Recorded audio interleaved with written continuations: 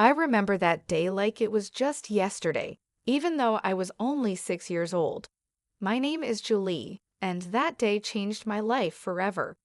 Dad had gone on another business trip, leaving Mom and me alone in our house. I was playing with my dolls in the living room when I heard the doorbell ring. Mom rushed to answer it, her face lighting up when she saw who was there. "Julie, honey, go to your room and play," she said, her voice shaking with excitement. I did as she asked, but curiosity got the better of me. I peeked around the corner and saw a tall man I didn't recognize. Mom was quickly packing clothes into a suitcase, moving faster than I had ever seen her move before. Mom zipped up her suitcase and headed for the door. I stepped out from where I was hiding, feeling confused and scared.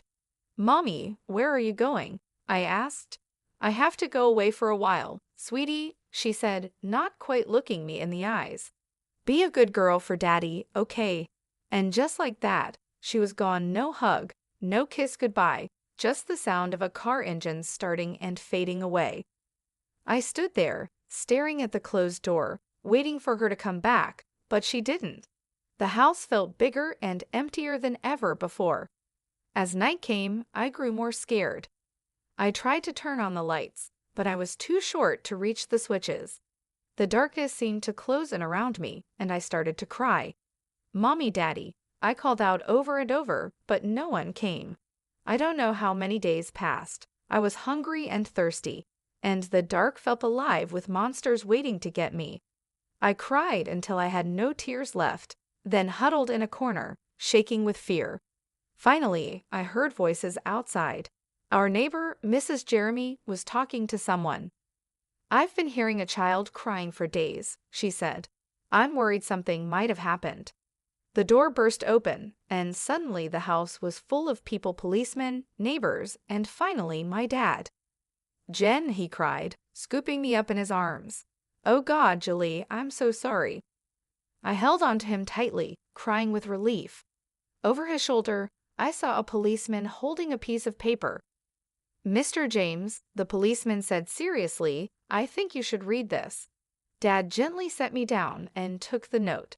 As he read it, his face fell. He suddenly looked much older, like years had passed in just a few moments.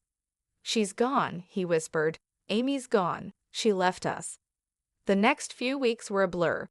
Dad took time off work to stay with me. We had lots of visitors, relatives, friends, and a nice lady who Dad said was a child psychologist. "Jen has been through a traumatic experience," the psychologist explained to Dad. "It's normal for her to have some fears and anxieties after what happened." And boy, did I have fears. I couldn't sleep without a light on. The dark terrified me. I panicked whenever Dad had to leave, scared that he wouldn't come back either. The fear never really went away. It became part of who I was, just like my brown hair or green eyes. I became Julie James, the girl whose mother left her, the girl afraid of the dark, the girl always worried about being abandoned. As days turned into weeks and weeks into months, life started to feel normal again, but a new kind of normal. Dad and I became a team of two, figuring out how to live in this new world without Mom.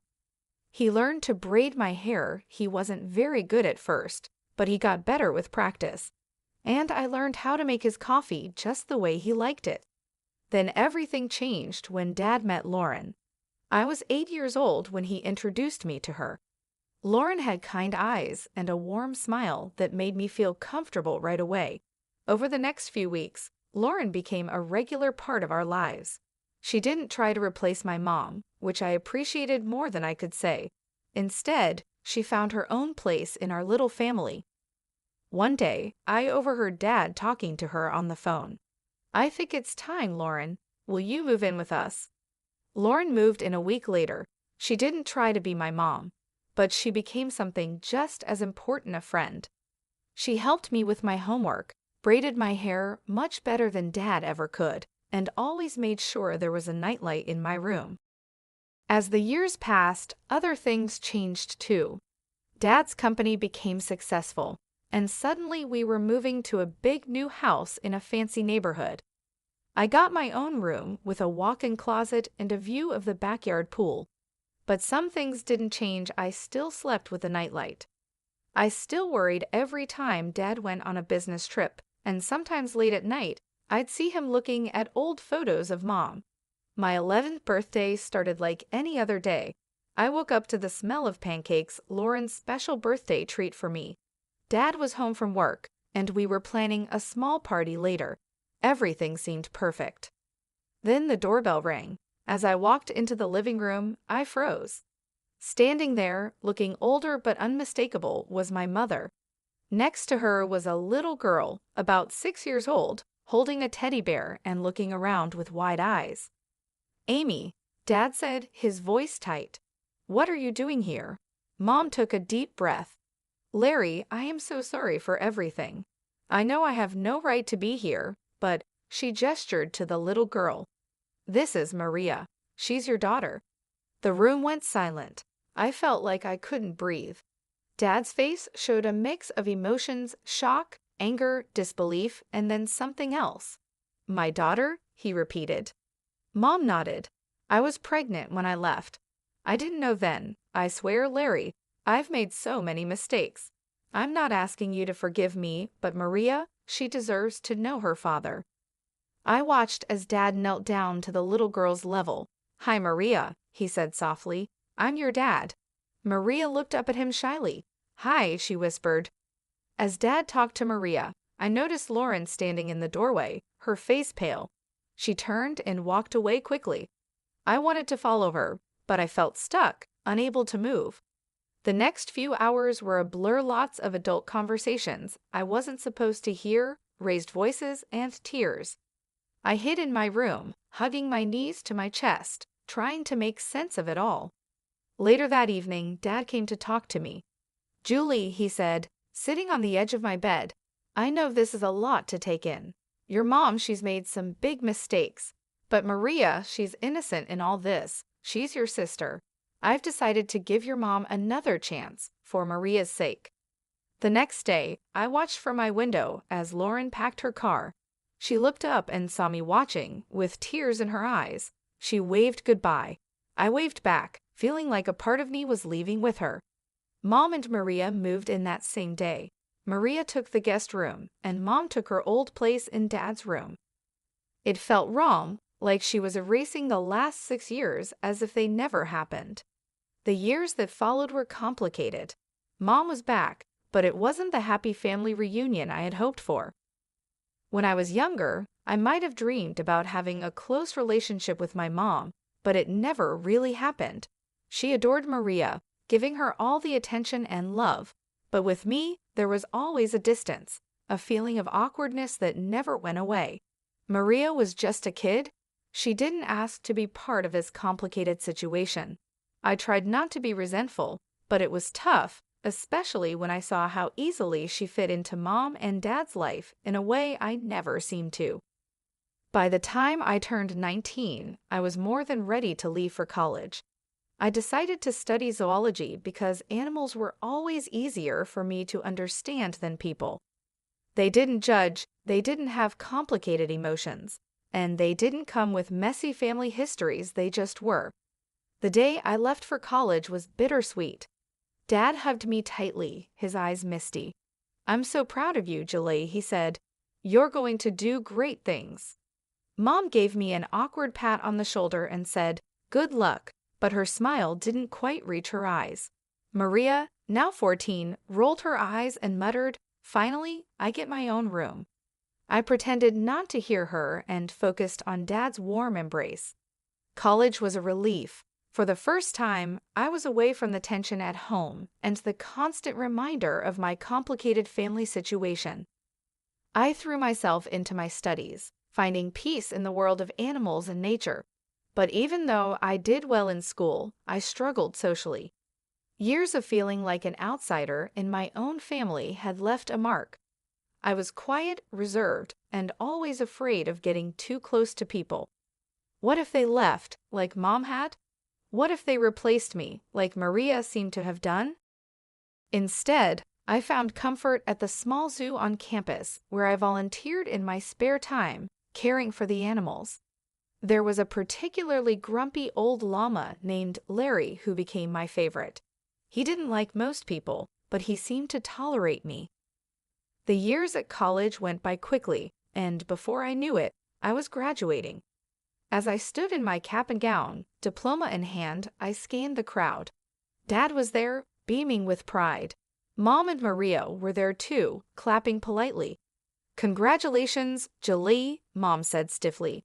"Your father and I have been talking, and, well, we think it's time you started looking for your own place. You know, spread your wings." I felt like I had been punched in the stomach. I looked at Dad, hoping he would disagree with Mom, but he just looked away, his face full of pain. "Right," I said, trying to keep my voice steady. "Of course, I'll start looking right away." The days after my graduation were tense.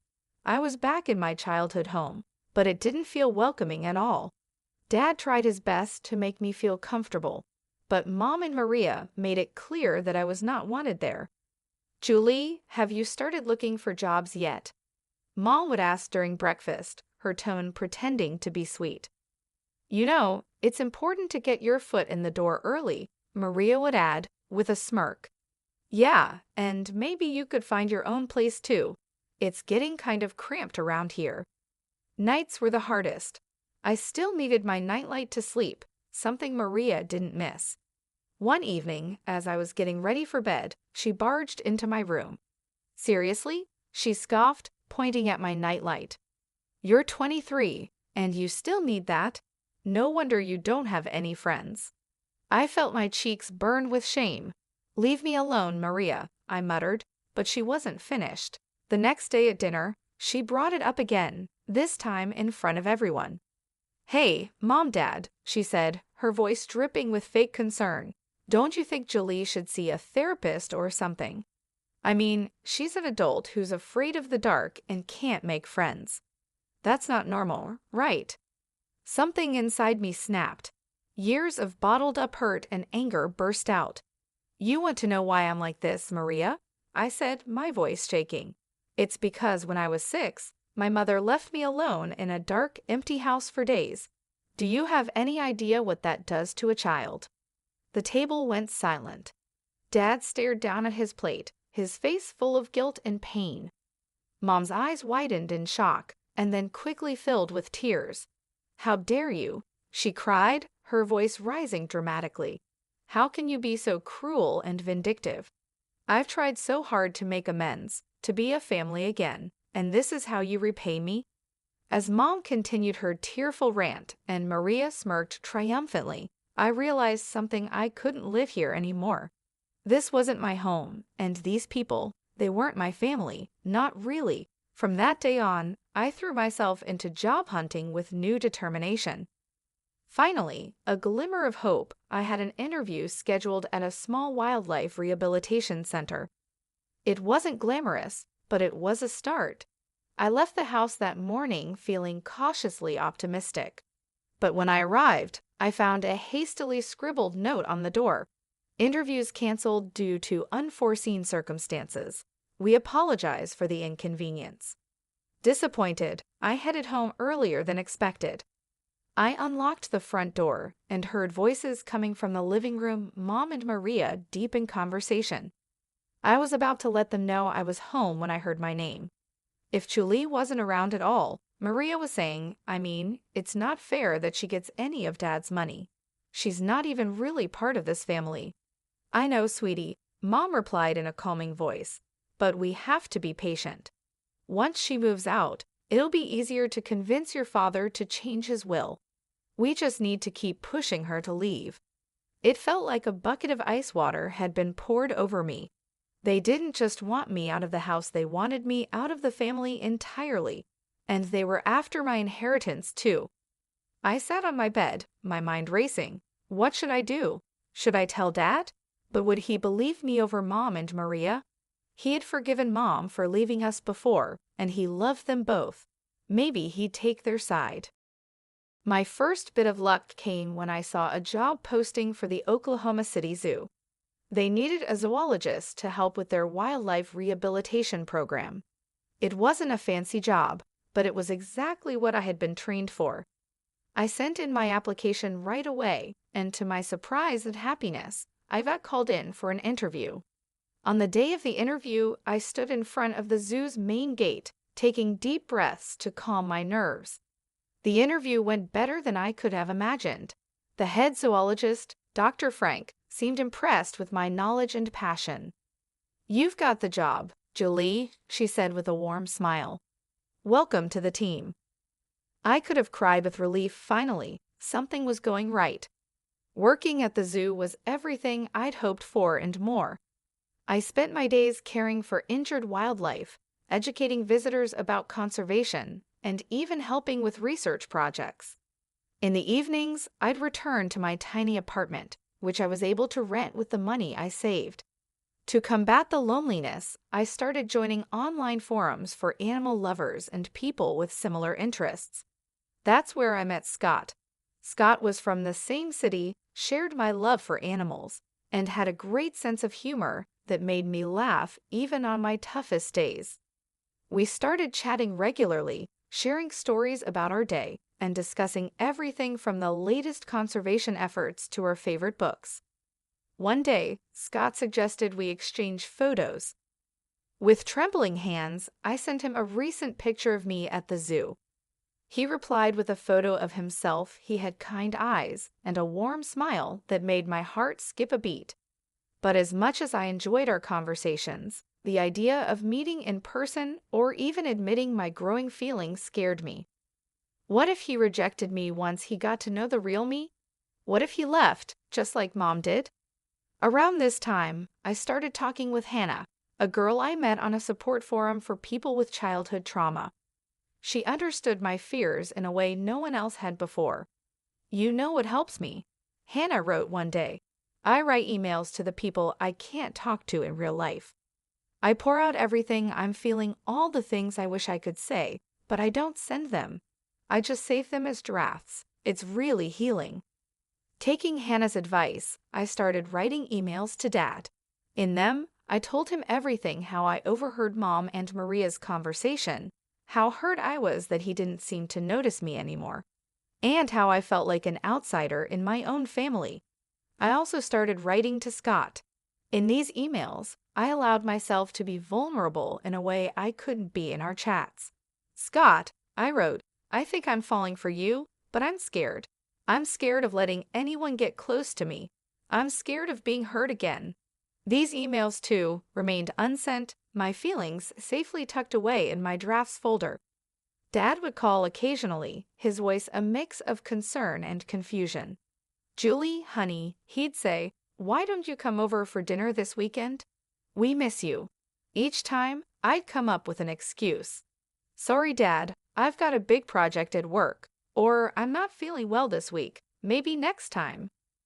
Then, one Thursday afternoon, I was at the mall picking up some essentials when I heard a familiar voice call my name. "Julie, is that you?" I turned around, and there she was, Lauren, my former stepmother. She looked older, but her kind eyes were just the same. Before I knew it, we were hugging, years of separation melting away in an instant. That's when I noticed a young boy standing beside her, looking up at us curiously. "This is my nephew Justin," Lauren explained, ruffling the boy's hair affectionately. "I'm raising him now," Lauren explained, her voice soft. "My sister passed away last year." Over coffee, Lauren filled me in on her life after she and Dad split up. She had been on her own until her sister's death left Justin in her care. After that, we started meeting regularly, sometimes just the two of us, sometimes with Justin.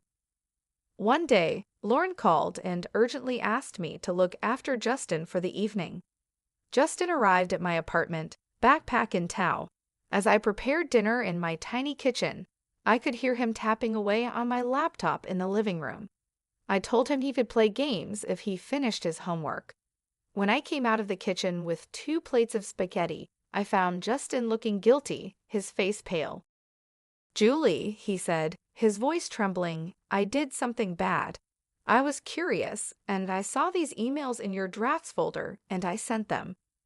All of them. I'm so sorry." The world seemed to spin around me. Those emails, my private thoughts, my deepest feelings had been sent out into the world.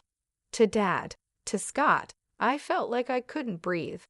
That night, after Justin left, I lay in bed, my mind racing.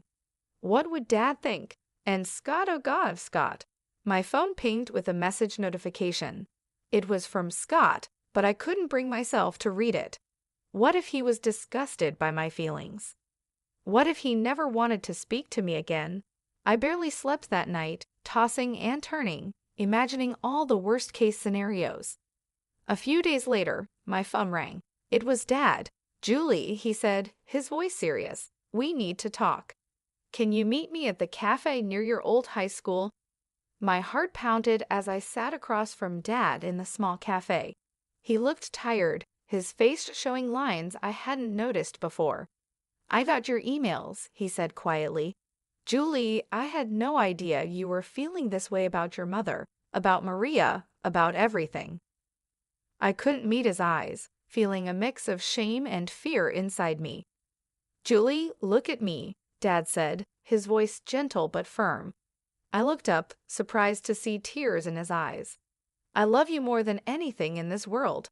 I'm so sorry I made you feel like you weren't important to me. That was never, ever my intention." We talked for hours, really talked, in a way we hadn't in years. We talked about Mom's return, about Maria, and about how I had felt pushed aside and forgotten. Dad listened, really listened, occasionally wiping away a tear. Finally, he stood up. "I need some time to process all this," he said, "but Julie, we're going to figure this out, you and me." As I watched him walk away, I felt a mix of relief and nervousness.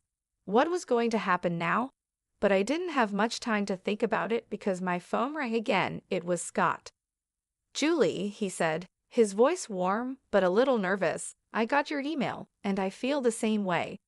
I've been too scared to say it, but I really like you. Would you like to meet for coffee?" My heart soared. "Yes," I said, surprised by how steady my voice was. "I'd love to." The next day, I met Scott at a small coffee shop. He was even more handsome in person, with a kind smile that put me at ease right away. We talked for hours about our fears, dreams, and pasts. For the first time in years, I felt truly seen and understood. As the autumn leaves began to fall, my phone rang one crisp morning. It was Dad. "Julie," he said, his voice warm, but with something serious underneath, "I'd like you to come to Thanksgiving dinner. It's important to me that you're there." Something in his tone made me agree. Thanksgiving Day arrived, and I stood on the doorstep of my childhood home, my heart pounding. Scott had offered to come with me for support, but I felt this was something I needed to face on my own. Mom opened the door, her smile not quite reaching her eyes. "Julie, how nice of you to join us." Maria, lounging on the couch, barely looked up from her phone. "Oh, you came." Dad emerged from the kitchen and hugged me warmly. "I'm glad you're here, sweetheart," he whispered. As we sat down to dinner, the tension was thick. Mom and Maria exchanged glances, their smiles forced and fake, but Dad seemed unusually calm. Just as Mom started to serve the Oklahoma, Dad cleared his throat. "Before we begin, there's something we need to discuss." He reached down beside his chair and pulled out a thick manila folder. Dad began laying out documents on the table.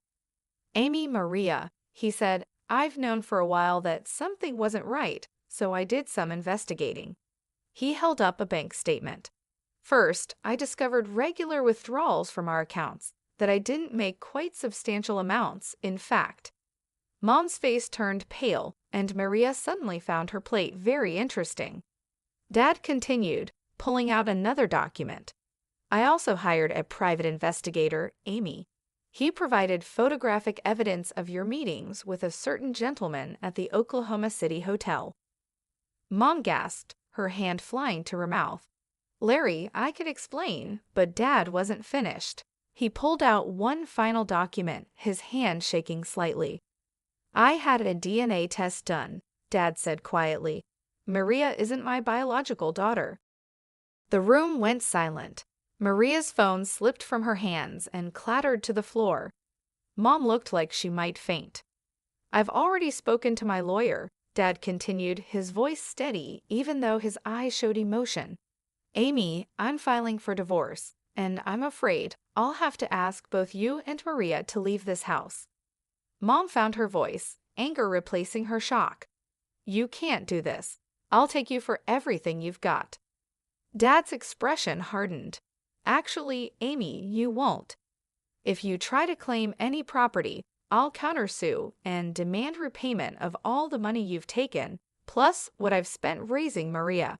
My lawyer assures me I have a very strong case. Tears streamed down Mom's face as she realized the seriousness of the situation.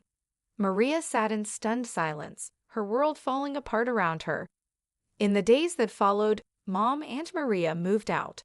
Dad and I began to rebuild our relationship, stronger than ever before.